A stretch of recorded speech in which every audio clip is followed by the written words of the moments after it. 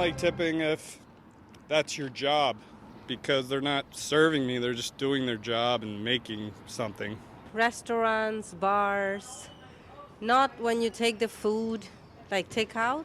Then normally you have 1, 2, 3, right? So I always give the third one. I'll try. Second or third, never the first one. I've started to see or hear about different businesses that are also non-tip businesses, because they showcase that they pay their wage, or they pay their, I guess, employees a livable wage, and so they say that they're you don't have to tip. So I think that's a great thing that more companies should be implementing.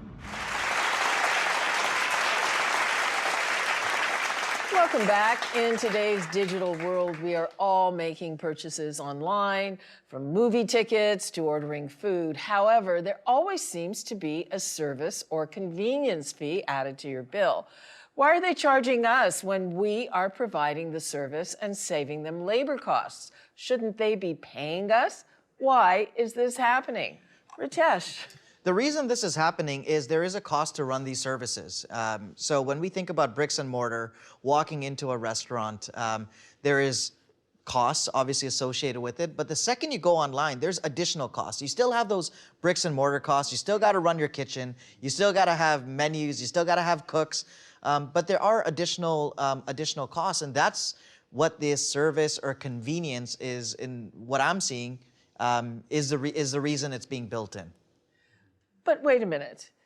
You're going to the movies, right? Instead of going and lining up and having the person in the little booth who's there working and being paid hand you your ticket, you do it at home on your own credit card with your own finger. Why should you be charged more for that? I agree. I mean, I understand there are extra costs that go into making this process digital, server costs, software developers, everyone who works on the digital side. But I mean, Cineplex, Ticketmaster is another one that drives me crazy, because the fees are exorbitant sometimes. You're like, wow, I got this really great deal, $50 for tickets. And you're like, the service fee is $40 per ticket on top of that. And so you think it's like those flights. Like an airline ticket, exactly. Ticket. Yeah, and I see people all the time complaining over this online about the Ticketmaster, specifically the Ticketmaster fees. They're just getting so crazy.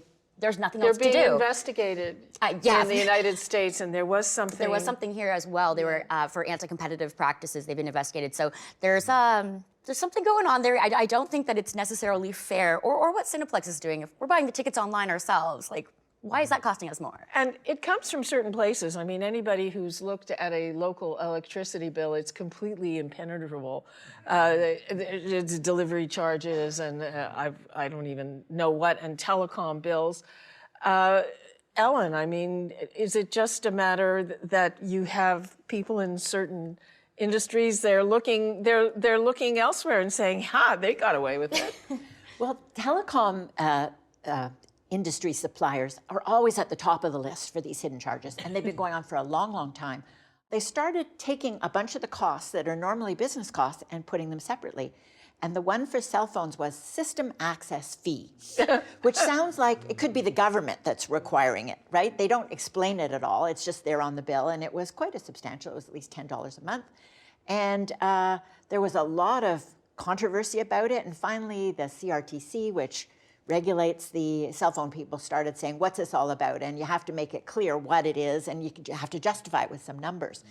And there's a lot of unbundling, taking costs that people don't know they're paying out of the main part of it and putting it separately. And it benefits the companies because they can advertise a lower price because those hidden costs are only tallied later on. And so what you need is the government, which they've done in some industries, like in Ontario, car dealers have to have an all-in price. Yep. So if they're putting in, the various things like the transportation to the dealership, it all has to be in there, and it shouldn't be separate, because if it is separate, it's usually in small print. There's usually a bunch of charges that are not totaled. And what I read is that a lot of people don't even total them up, and if they do, they often get it wrong. Yeah. So it's up to the company to at least tell us what these charges are for and give us a sense of why they're there. At Richmond Station, we found all-in pricing has been really welcomed by guests. People really, really enjoy not having to adjudicate the moment of tipping, not having to add different percentages on. And just interestingly on this topic, in Ontario, they've recently changed the legislation, and now small businesses, not just restaurants, but all small businesses are allowed to add separate credit card processing fees. So those 2.5%, 3% MSP fees are actually, in most businesses, now bundled in. But those businesses currently, including ours, have the opportunity to bundle them out and charge them separately. It was interesting. I was in a bakery the other day, and I didn't ask the prices, but I bought some kind of higher end goods. And when I got home, I wanted to see what they actually cost, and they just gave me a bill with the total. I have no idea. Yes, I've noticed that in some places too, which is wrong. Yeah. You have to actually ask at some places for an itemized receipt, because I noticed that too. I'm like, wait, did they double charge me for something? Because this seems really high, but you can't tell when it's just the debit receipt, like with no item. Yeah, we bought an individual piece of fish with saran wrap and then a price on it. And it was supposed to be $7.95, and when we got home, we saw it was $79, and it was scanned. So I took it back, and they said, well, You didn't notice that you spent $80 on a fish? No, we weren't watching. You know how you're always taking stuff out and making sure you're putting it in bags and all that. So we did it as soon as we got home, and it is a pain to go back. But they said, well, we have some new people here, and maybe they haven't quite learned how to do it yet. Oh, yeah. But boy, I couldn't believe that I was charged 10 times as much. Wow. We'll have to leave it there. After the break, we'll hear questions from our audience. Don't go away.